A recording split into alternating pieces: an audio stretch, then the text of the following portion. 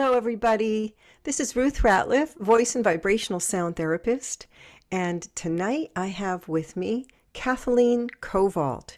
And I know Kathleen from a wellness center that we have both presented at. And I was particularly interested in her wonderful presentations on UFO UAPs. And she actually creates and teaches her own courses on a variety of topics, including wellness and intuition and the UFO UAP phenomena. She has a master's in counseling and a doctorate in educational psychology. I have also been very honored to have received readings from her with her own Oracle card deck, which is very cool that she has her own deck as well. So she is a very, very interesting person who I am very, very honored to have met and know at this point. So Kathleen, would you like to introduce yourself and just tell us a little bit about yourself, if more than I've said? Sure. Hi, Ruth. It's really nice to be here. And it's been wonderful to know you and to see all the work that you're doing with the sound. It's so fascinating to me. Vibration is really the essence of who we are, the essence of the world. As a matter of fact, in the Hermetic texts, they say that everything vibrates, everything moves, and it really is the way of the world. And when we understand vibration and we understand frequency, especially now at this particular period of time where people talk about things like ascension, or they talk about the transition that we're going through, it's really important to understand that what many of us have talked about for so long, raising our vibes, getting a good vibe, well, that's really true. It really is important. And there's many ways to do it. And you do a beautiful job of it with the sound. And hopefully that's my purpose, is to raise vibration also with knowledge, with getting people to be able to get in touch with their inner core, to know who they really are, and to reduce stress, and to realize that they truly are this wondrous being. And there's many ways and many paths to actually raise your vibration. It's not just about sitting quietly and meditating, while that is helpful, but there are actually many ways to do it. Absolutely. Beautifully said. Beautifully said. Yes, you don't have to sit there and go, Mm-mm. You can Mm-mm. dance and sing and That's right. laugh and have a great time. That's so right. And one All of the sorts of other things ways. that I do is using my background, like you said, in counseling and education, I really synthesize all the different cool theories and things that I've learned, and I bring them into my classes. And one of the theories that I love so much that I was hoping we were going to talk about tonight is the theory of the 8 multiple intelligences by Howard Gardner. And I'm wondering, if would you like me to tell a little bit about that theory? Would you please? Yeah, I've never ever heard of this. Not that that means anything, or just that I've never heard of it. And then when I read it, what the premise was, I was very impressed. I thought, my gosh, somebody finally understands that we are not this one-dimensional being with a one-dimensional learning track. That's so So, true. yes, That's so please. true. When we were young, we would take what was called an IQ test, people of our age, and we would take one test on one day out of our whole life, and we would get one score. And that score was supposed to tell us how intelligent we were. You And know, we made that our truth for the rest of our lives. yes, We yes. lived into that. Yes, yes. And so when I first found Howard Gardner's, who is the developer of the theory, is Howard Gardner. He is a Harvard University professor. And what he did is he realized that that was so limiting, and that people who excelled in school had certain types of intelligence. They had word or English or verbal intelligence, they did well.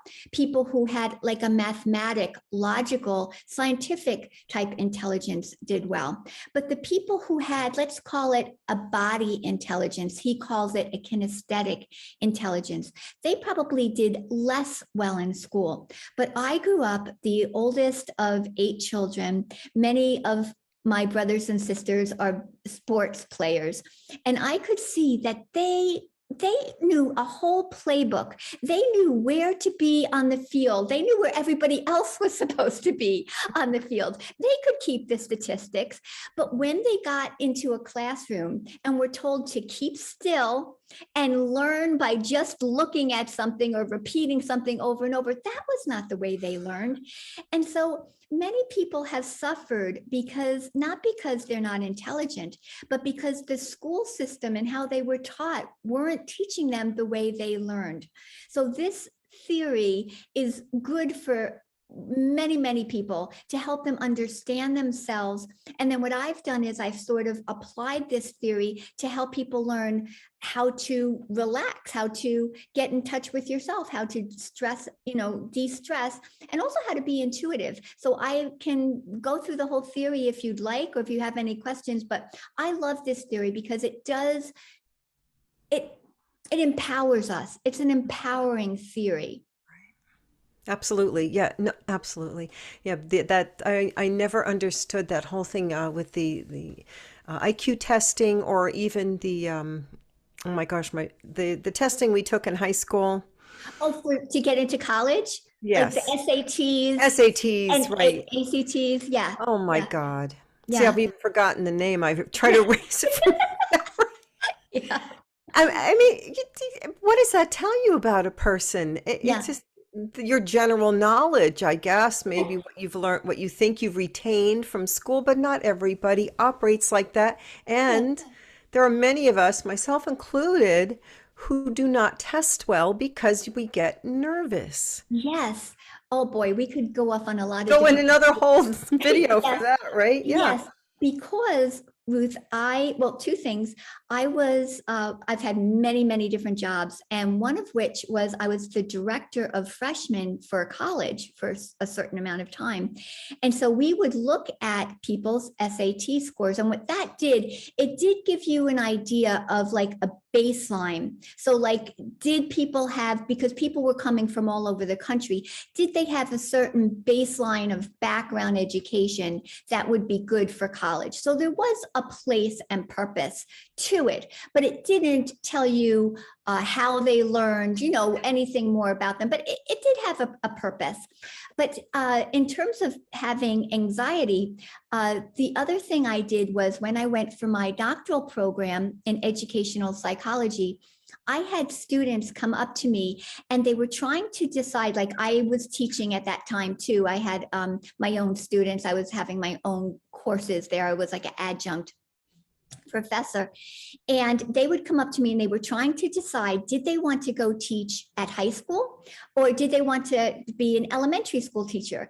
And one of the main criteria that helped them decide which way they wanted to go was if they liked math or not. If they liked math, they tended to be a high school teacher because the curriculum had more math in it. And if they didn't like math, they wanted to be an elementary school teacher because they didn't have to take as many math classes. And I thought, this is not good. That means that the teachers who are teaching our youngest people are the people most afraid and uncomfortable with math. And are they going to pass that on to their young students? And so for my doctoral dissertation, what I did is I used guided imagery to reduce math anxiety. And I had people go through visualizing themselves successful, comfortable in in an environment with the math test. Because just like you said, you could study, and you would get into the classroom with the test in front of you. And if you are anxious, you freeze up. And then the information that you studied and knew the night before just won't come out. And so I taught them breathing techniques. I taught them how to relax and be aware that this was happening to them in the moment, and to visualize themselves successful. And in fact, many of those students did way better at math after the program that I ran with them. That's fantastic. Because so many, and myself included, yes, I'm not a math person. I like geometry, Mhm. the pretty shapes. But seriously, yeah, that's fantastic. Oh my gosh. Because they're obviously, math is pretty amazing. Math and music, math and sacred Yes. geometry, right? It is useful. My goodness. So that's marvelous. Oh, wow. So yeah, I mean, I could definitely see how in your practice with your clients, you could absolutely use this theory. Yeah. Yeah. So just yeah, if you could just give a little background, just a little description of the theory. Okay. So what Howard Gardner did is he did a lot of research in a lot of different ways. For instance, savants. Like there's some people who are really, really gifted in certain areas, but not in others. He looked at different parts of the brain tend to be better at some things than others. For instance, if you have a stroke, sometimes you could have a stroke and a piece of your brain is damaged and you won't be able to speak, but you can sing. So he looked at many different ways of figuring out, and he came out with 8 different intelligences. Okay, and I will go over them. He said, like I said, some people are very gifted with math, and some people are very gifted with music, like yourself. Some people are very visual, like me. I am a very visual person. For instance, I will remember a person's face, but not their name. If I'm driving, I'll know to make a left by the tree, but I won't remember the name of the street. So I'm very visual. And by the way, as I just mentioned, I used guided imagery to help my students because I'm really good with internal imagery as well.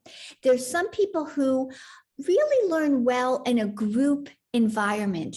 They get a lot of energy from being in a group and talking about it and processing it with their fellow students. But some people like me, I was very much intrapersonal. So that meant I really like to study alone. Give me a cup of tea. I'm sitting on my bed with a book. I am in heaven. Of course my husband is in the other room or something. He's always around, but I'm alone in my contemplation. That's for me. I like to study alone. Then there's things like, let's see, we've got math, we've got verbal. Some people are very verbal, and so they will really be good at just listening to something. They like to write. They remember if they write it down. Okay, so that we've got math, we've got verbal, we've got music, we've got intrapersonal, like me, we've got the extrovert, which is interpersonal, we've got the body kinesthetic, which is the people who definitely learn with their bodies. Now, these could be sport players, but also I've had students who were into plays. They were actors into theater, and they were struggling. And I said, well, when you have to remember the lines for your play, how do you remember it? And they said, well, when I go over here on the stage and I do this, I They remember. move And when I the go here and I do, blocking. so yes. And so they're using their bodies again, not as a sports player, but as an actor, actress. Yeah, And yeah, yeah. they're remembering that way. And if Yes. you have a list there, did I go over all 8? Is there I think one? naturalist was one. Oh, that is one. That's really, I kind of think that's for most people. And some people are just really good with understanding the different diversification of nature. This would be a farmer, but it would also be a gardener. It would be a person who loves to hike and understands trees and the natural environment. But in terms of like stress reduction, really, nature is just about good for everybody. Oh, And I'm assuming that because I'm looking at this going, well, I think I'm several of these. You can have several of the traits, the different types of learning as well in one person. That is such a key point, and I'm glad you brought that up. Yes, everybody has all eight, but we have them in different strengths. So everybody has a different profile of what you're strongest in. But you could say everybody has all eight, but some are stronger than others. Now, some are stronger just because you had an environment that helped you along, your education, your parents, so you might be able to be strong in something, but maybe nobody gave you the piano or the guitar when you were young. But if you pick it up now, you might be really good at it, or not, So sometimes it's environment that helps with the strength, and sometimes it's just sort of your natural makeup. Mm, lovely. Mhm. So, can you bridge how you would use these different ways of these different attributes, learning attributes, with helping people with stress and anxiety? Yes, yes. Well, for me, I have around my home beautiful images. I could call them icons. I have a close affinity with the Blessed Virgin Mary, so I have her images all over the place. I have some other images. And when I look at that icon, I kind of feel connected to that energy. And that will help center me. Again, being very visual. With you, of course, music is probably your favorite way to center yourself and to get into just about any sort of emotional state. I would think music is what really helps you. But I was wondering, if you wouldn't mind, let's figure out what are your other strengths, Ruth, and maybe we can figure out some other good ways for you to calm down and find your center. So are you a reader? Do you like to be outside? What do you feel are some of your other strengths? Well, definitely naturalist for sure. As a garden, and yeah, I just love the trees. I sing to the trees. Oh my gosh. I chant to them, whatever organic chanting that comes out. Yeah, when I'm Oh my walking. gosh. Yeah, in fact, there's a place right up the road here that is, it has some beautiful old trees and this one gorgeous evergreen tree. And I will stop and there's something to do with the land there. There's something special about the land. I can feel it. Who knows? I was told I was a medicine man in one of my previous lives. Mhm. But when I do organic sounding, it comes out sounding like Native American Indian. So I'm hey nay I take day hi to the trees, I'm talking, and Right. it feels so natural. So that's a piece of it with the voice, Yeah. music, the Yeah. sound, with the naturalist. But something else that I know we were talking about earlier about intuition. Yes.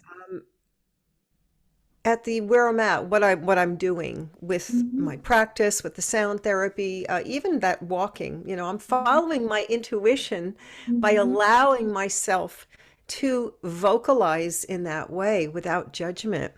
But I'm Freedom. That always, freedom is amazing. Yes. By the way, I believe that trees and nature are conscious, and yes, we can communicate with them and they can communicate with us. They don't speak English, but they have a way to in a wholesome way, let's say, to communicate with us, and we can communicate with them. And as I started out by saying, everything's vibration. Different trees have different vibes as well. And so you are picking that up, and their vibrations usually are so strong and so powerful. There's a word that's called resonance. You yes, probably know that word oh very well, yes, right? And so you can be in resonant with different types of music, but you can also be in resonance with the trees, with nature itself.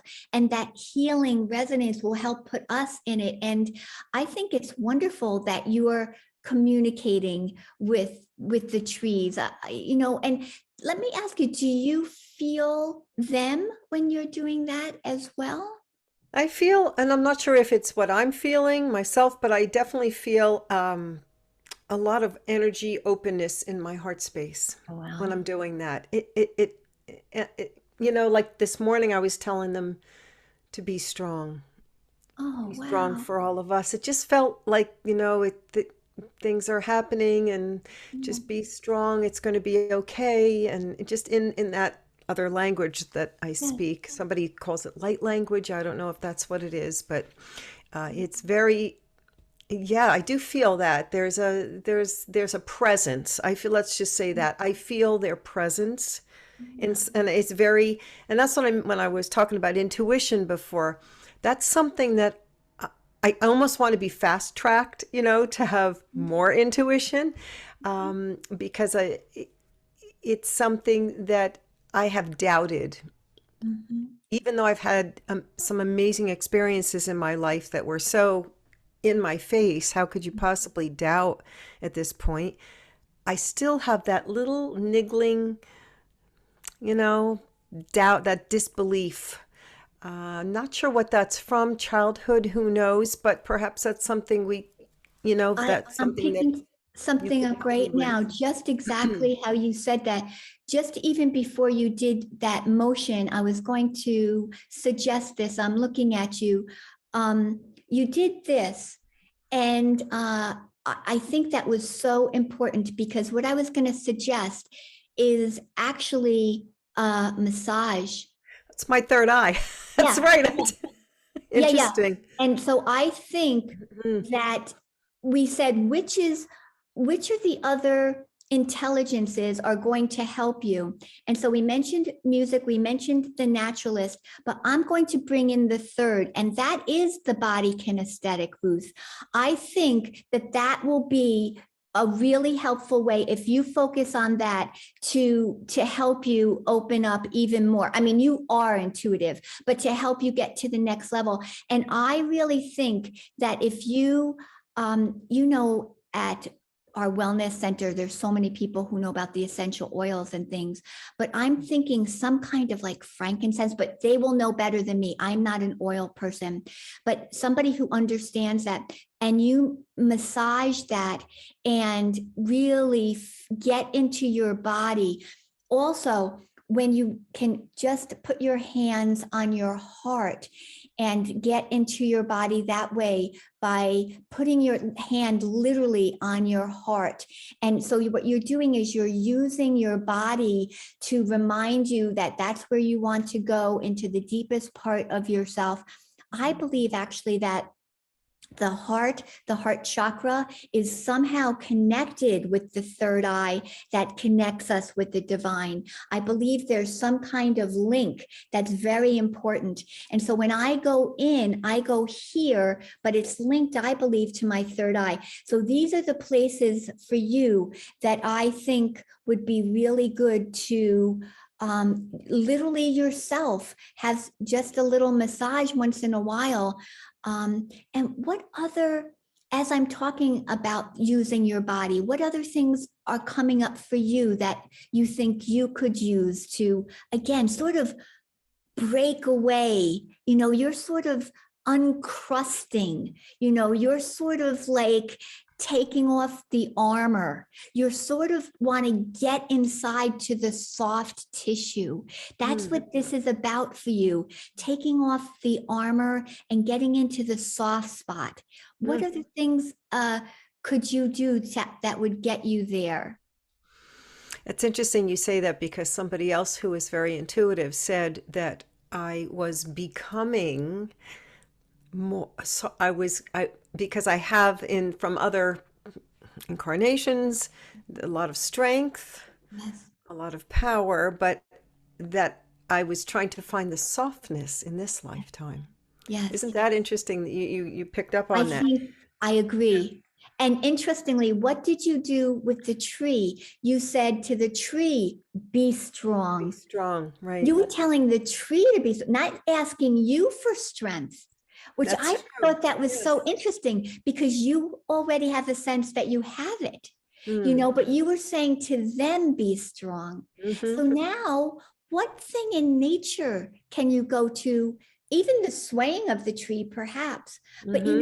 what can you do to bring you that softness in nature and in your body movements? What can you do to just bring up the softness.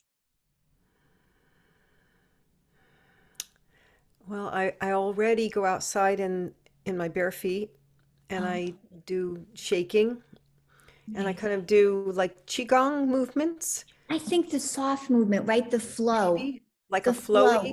and I do kind of sing-songy sounds with that Yes, sometimes. yes, yes. That's where you Um, want to go with it. Connecting Yes, me to the earth, to yes, ground, the earth, which is, I don't have to be so strong, right? Because she's got me, that's right. And so then Yeah, that's trust. right. The trust. Hmm. And so then maybe we don't talk about it here, but that would be something to think about. Even though you've had past lives about this, usually there's issues in this life that kind of jolted awake. And so there must have been some time early on when there was some trust issues, and you must have had to develop that inner strength to survive. And so if we were doing this in a more private way, I would say, let's kind of explore that too. Oh, no, definitely. Yeah, I'm pretty public about that in my talks Okay. and everything with my family Okay. background, the Okay. dysfunctional family background, and the Okay. losing my family before I was 30 through all Oh, sorts of tragic circumstances, my mom, my dad, and my brother.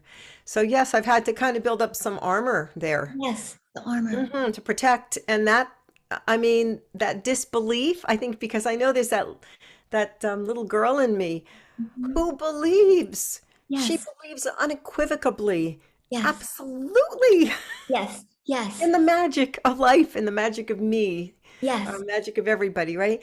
And that, but the adult, the that Yes. has gone through these things, Yes. is is a little skeptical, not very Of course. skeptical, a It's little the culture skeptical. we were brought up Yeah. in. It's Yeah. absolutely it. So Interesting. so for you, it's all these things. I would use some body literally touching when Oil. you want to be, and when Yeah. you want to be intuitive, I would hold your heart like that. I would place your hand on your heart. Okay. Any kind of movement, and maybe some affirmations that you are awakening, and you're calling back the child. It's the child who will lead. It's that softness that will lead to your higher development, I believe. She's the one that's waiting to break free again, and to be able to sing and move like that and believe fully with everything, every fiber of her being. She's the one Yes. just waiting to literally break free. So, Beautiful. yeah, Yes. yeah. Yes. Yeah, and I do feel I do exercises where I will have an idea of her in, you have pictures of when you're a kid. One favorite Mhm. picture of me in little blonde hair with curls with a little red overall suit on, and I'm like 3 or something. And in my mind's eye, I will take her on my lap. That was a huge breakthrough for me in my healing. Was parenting her, was not, I mean, I don't think we're taught to parent ourselves Right. as we get older. We That's we right. push that part of us aside. Right. So the reconnection and the reconnection, the heart connection back with my child, my little girl, to put her on my lap and hug her and say, I'm here for you. We're together. I'm not going to abandon you anymore. I'm sorry I abandoned you, but we're solid, kid. And now she's grown up. So the Mhm. three of us, sometimes I'll still bring her back in with my 30 something or my 20 something self, and I'll bring that in with my parents too, and they will bring in their little kids, because then I forgive them because they were only doing what they That's right. were taught, and Mhm. reacting, and out of that. It's amazing what we have to go through in this lifetime. No, beautiful though. Wow. That's all beautiful. But I like this. Yeah, I will. Mhm. Yeah, and it's almost like being more delicate with it, Yes. more gentle, like I would with my little girl. Yes. Yes. Right? To be Yes. tender and not like, Yeah. damn it, I want to get, fast track my intuition, with. like forcing it. It's not going to happen if you force it. Right. Joy will bring it. Yes. Oh, It, the yes. joy, that's Yes. the energy, that's the emotion that we're going for. Yes. Mhm. Beautiful. That's great. That's beautiful. So, what else can you tell us about any other experiences that you've had with any of your other clients? Thank you, Kathleen, for that, by the way. Oh, you're welcome. Thank you, Ruth. Yeah, so these kinds of things, you can, like I say, I help people understand that where their strengths are, with this kind of theory. And then from there, we do, like we really just did, we just kind of explore what their strengths are and then the different techniques that could be related to each of them. Even like somebody who's very math oriented, sometimes just sitting with a puzzle could be a way to calm themselves down, or crocheting or knitting because you're kind of counting, things like that. So everybody has a different way of getting in touch with themselves.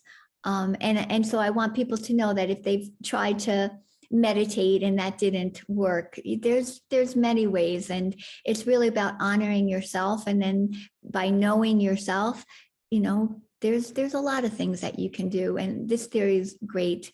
Wonderful. Yeah. Yes. So, what you just said about meditation, that brought something up for me is that, myself included, when you are meditating, of course, your mind wants to, do this, do that. What am I going to have for dinner? What did I do Mhm. yesterday? All this crap goes through our minds. And so many people that I've met have said, "Oh, I can't meditate. My mind is too busy. I can't shut it off." And I keep saying, to myself too, hey, well, that's part of even experienced meditators, I think, have this issue too. It's not just people who are beginning. So can you speak into that? Like, how would you help Yeah. someone with Yeah. that kind of a That's thought great. about themselves? Like, it, because they'll hold themselves back from even trying. That's absolutely right. Well, some people think that there's only one way to meditate, and that is to blank out your mind and not to think anything. That's only one type of meditation. There's other types. You can sit quietly and watch things go by, be unattached, it's actually an excellent practice in life to put yourself in the role of the observer.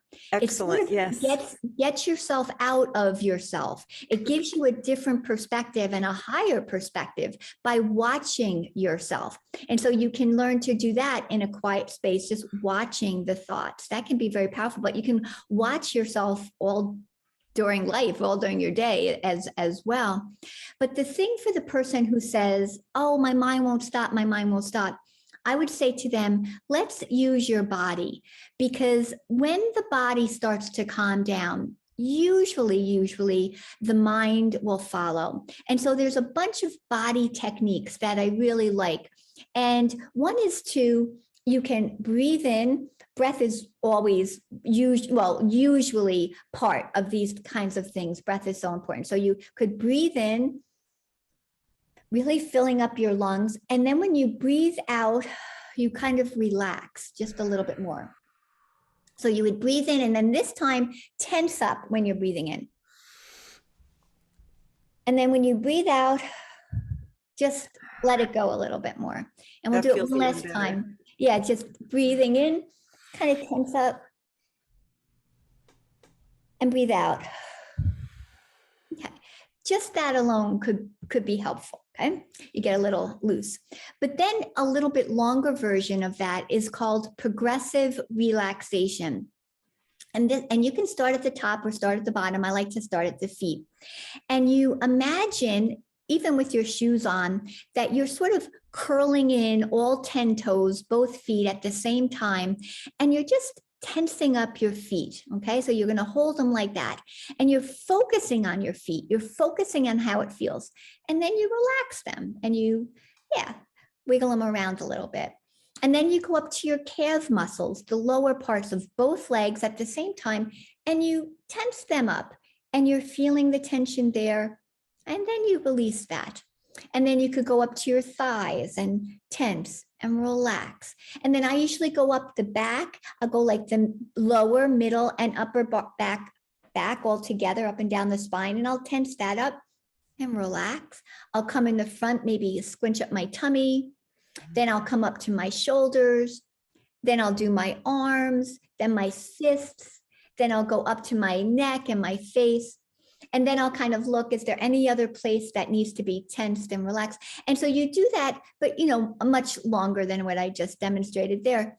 But you do that. And as you're focusing on each body part, you really are tensing it up, not to hurt yourself, but a gentle tense. Sure. And then you really relax.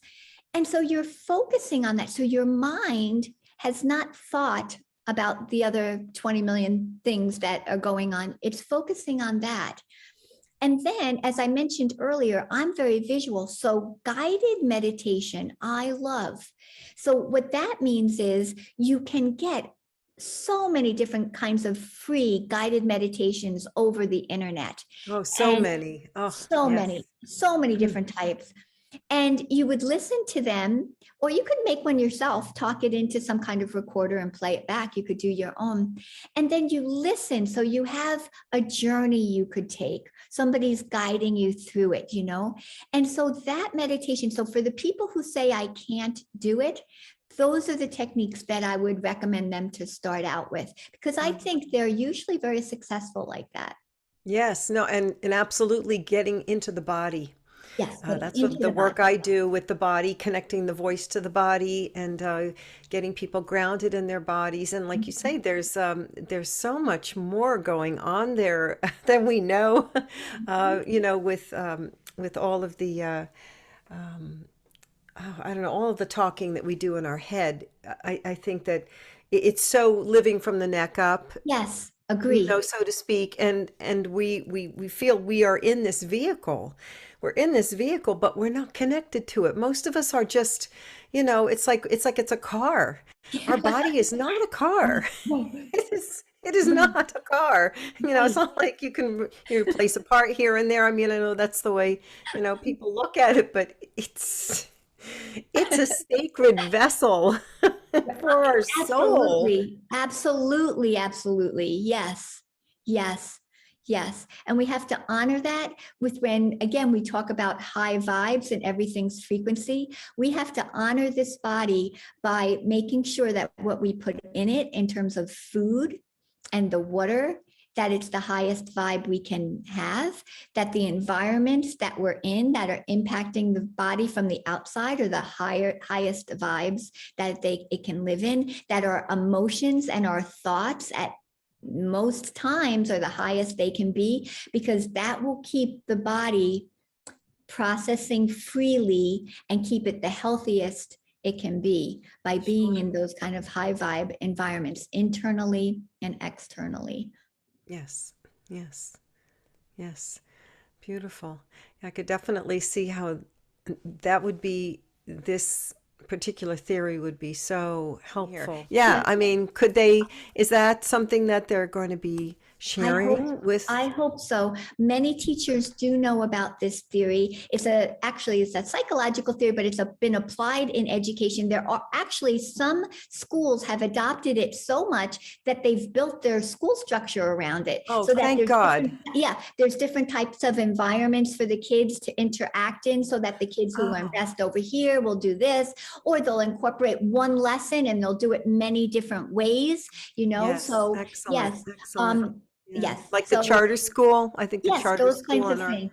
Yes. in our So, area does and that. many people do know about this and have incorporated it into their schoolrooms. And it's so important to honor, for a person who learns with their body, telling them to sit still is one of the worst things. I advise parents, if they've got one of those types of kids, to invest in Nerf balls, so that the kid can throw the ball against the wall while they're studying, because they Right. kind of need to move around. Right. They do need to move around. As a voice teacher, I taught, a couple of young teenagers, like around 12, 11. And even at that age, They're singing and they're moving all around while they're singing. They're kicking, doing high kicks. Oh, I was like, okay, before I knew better, I would try to tell them to try to focus on their body, go yeah. be still. Yeah. Mm-mm-mm-mm. Not No, for them. that I learned that was not the thing to do. And I would make exercises, specific physical movements for them to do while they were singing, and that worked so much better for Oh, them. I love that. Yes, absolutely. And then Don't you? they would love it. They loved it. And I had these big exercise balls I would play with, and they'd bounce on the balls, and they'd Yes. move the balls and catch them and throw them up and catch Yes. them while they were So you singing. intuitively Yes, got intuitively. this. Yes. And Yes. rubber bands, big the yoga Yeah. bands they love Yeah. too. Yeah, so that was really a huge breakthrough for me and for my students, and it was so much fun to help them Yes. with that and to, think of ways to facilitate them to learn and to be able to incorporate that movement. Yeah, Oh, I movement's love so that. so important. I love that. I love that. Yeah, it was great. But what I think about too is the kids who are on the spectrum. I do have two grandchildren who are on the spectrum, Mm. and you can tell they're in there. They're a soul on a journey, souls on a journey too, and they are just as intelligent as we are. It's just being, it's just coming out in a different way. It just shows itself in a different way because I know the one who's now 17, very difficult to have any kind of relationship with him for so long as a child, but now he's a young man, and my gosh, his intelligence is staggering to me. I mean, he's so amazing on the computer, amazing, not the way everybody else is, but amazing nonetheless. So I'm sure that this theory again would absolutely be of value and very applicable for training kids with special needs too. Yes. Yes. And I think even beyond the theory is one question that really has to be asked is, who are you? You look at the child and you say, who are you? And you help them be that. And everybody's different, and really to honor that. And so, how can we help them be all that they can be in the way that they can do it? And so, just that respect for that, and my understanding now, I don't know, but this is what I hear, is that there's a lot of children coming in now that have different than when we were young. They have different abilities. They think differently. They see the world differently. They interact differently.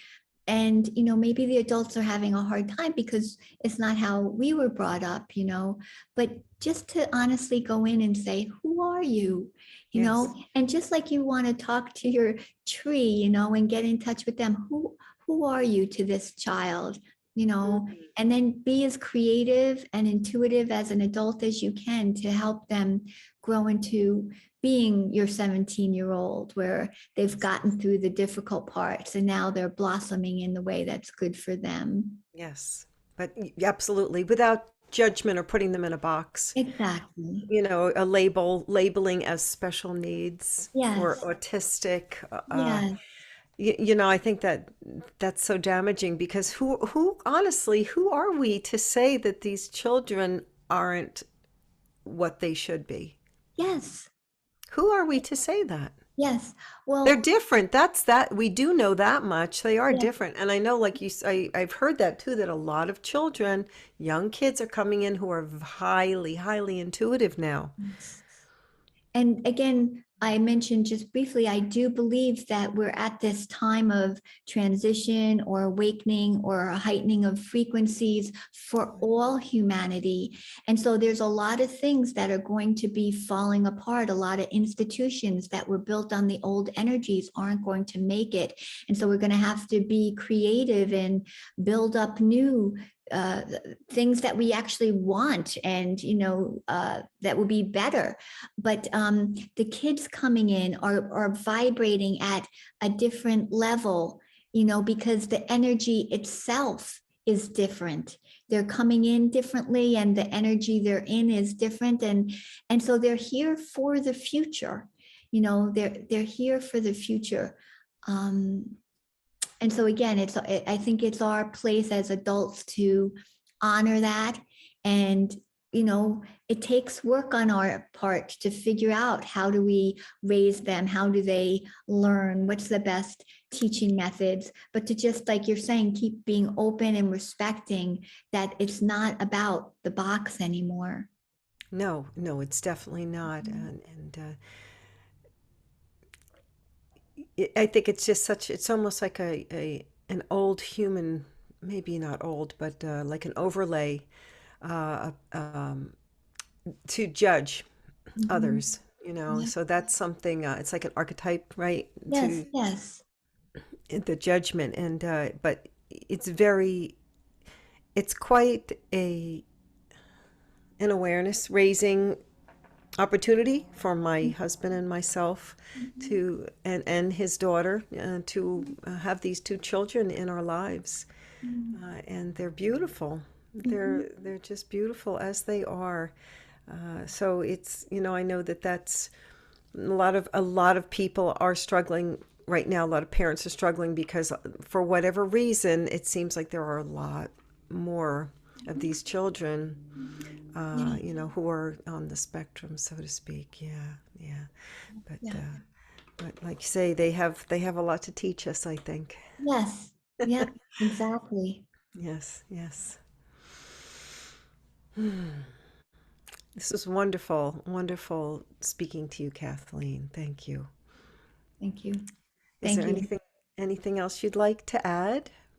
Well, I'd like to thank you, Ruth. Thank you for, watching your journey as well. I love it. You're a model for me, and what you're doing. And, your honesty, your integrity, you really truly want to be the best you can be. And I love watching that in you, your path.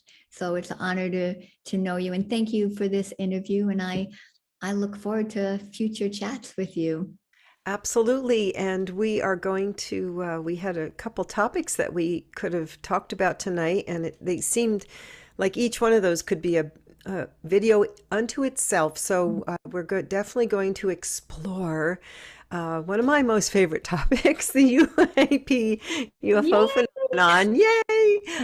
And what I also want to say is that you have a presentation on the private, secret, beautiful life of chickens, right?